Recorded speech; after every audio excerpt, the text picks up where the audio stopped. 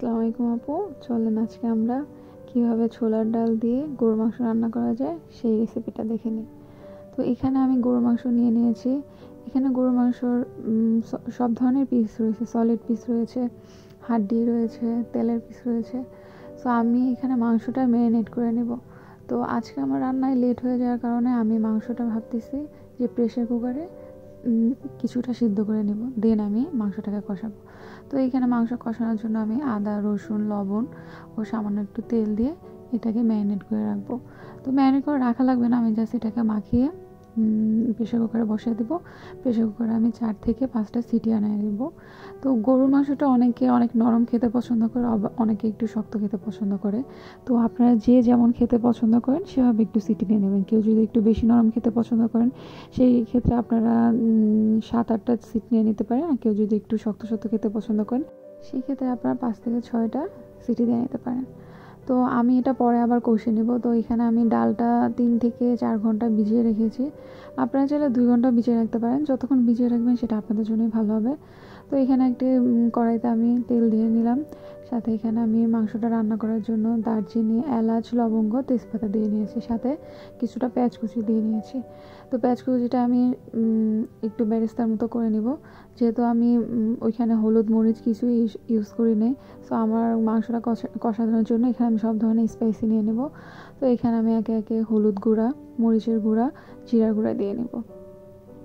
দেন আমি মশলাটাকে ভালো মতো কষানোর জন্য সামান্য একটু পানি দিয়ে নেব এবং মশলাটা ভালো মতো কষিয়ে নেব। আসলে আমার মনে হয় যে মশলাগুলো এমন একটি জিনিস, এটা আর কি যার যার স্বাদ অনুযায়ী ইউজ করা ভালো। কজ আমি এখন একটা মাপ বলে দিলাম, আপনার কোয়ান্টিটিটা কীরকম থাকবে, আপনার মাংসের কোয়ান্টিটিটা কীরকম থাকবে সেটা আমি জানবো না। তো সেই ক্ষেত্রে মশলার কোয়ান্টিটিটা যার যার মতো দেওয়াই ভালো। আপনারা দেখতেই পারছেন যে আমি মশলাটাকে ভালো মতো কষিয়ে নিয়েছি। এরপরে প্রেশার কুকারে থাকা মাংসগুলো আমরা দিয়ে দিয়েছি। এখানে কোনো ধরনের পানি আমি অ্যাড করি না এখন পর্যন্ত। এই মাংসটাকে আমি ভালো মতো কষিয়ে নেব। আর যেহেতু আমি প্রেশার কুকারে দেওয়ার কারণে মাংসটা থেকে কিছু পানি ছাড়ছে, সেই পানিটাই আমি এখানে দিয়ে দিয়েছি, আর এক্সট্রা কোনো পানি এখনও ইউজ করিনি। সো এখানে ঢাকনা দিয়ে মিডিয়াম আঁচে আমি কিছুক্ষণ মাংসটাকে কষিয়ে নেব। মাংসটা যেহেতু আমি একটু 5 থেকে 6টা সিটি দিছি, তো সেক্ষেত্রে মাংসটা একটু শক্ত রয়েছে, যার কারণে আমি একটু ভালো মতো কষিয়ে ও সিদ্ধ করে নিচ্ছি। তো যেহেতু কষানোর যখন দেখবো যে আমি মাংসটা কিছুটা সিদ্ধ হয়ে আসছে, তো তখন আমি এই ডালগুলো দিয়ে দেবো। ডালগুলোর সাথে আমি মাংসটা ভালো মতো কষিয়ে নেব। মাংসটা আর ডালটা যখন দেখবো যে নরম হয়ে গেছে, তখন আমি এটার ভিতরে ঝোল দিয়ে দেবো।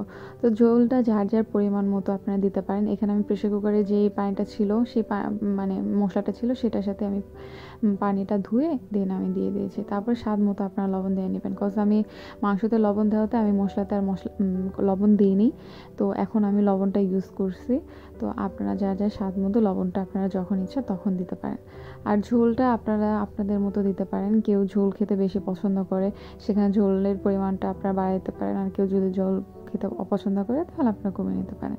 তো এখানে আমি কাঁচামরিচ দিয়ে দিয়েছি সেটা ফ্লেভার আসার জন্য, আর কিছুটা গরম মশলা দিয়ে দিয়েছি। তো আপনারা চাইলে আপনাদের নিজস্ব কোনো সিক্রেট মশলা থাকে সেটাও ইউজ করতে পারেন। তো আমার ভিডিওটা যদি আপনাদের ভালো লেগে থাকে প্লিজ সাবস্ক্রাইব করবেন, লাইক করবেন, শেয়ার করবেন। Thank you so much. Please বাসায় একবার ট্রাই করবেন। আমি আবার বলতেছি, আমি নিউ ভয়েস দেওয়ার কারণে অনেক সময় বাইরের সাউন্ড প্লাস আমার কথা অনেক ভুল ভ্রান্তি থাকতে পারে। প্লিজ আপনারা এটার জন্য আমাকে ক্ষমা চোখে দেখবেন।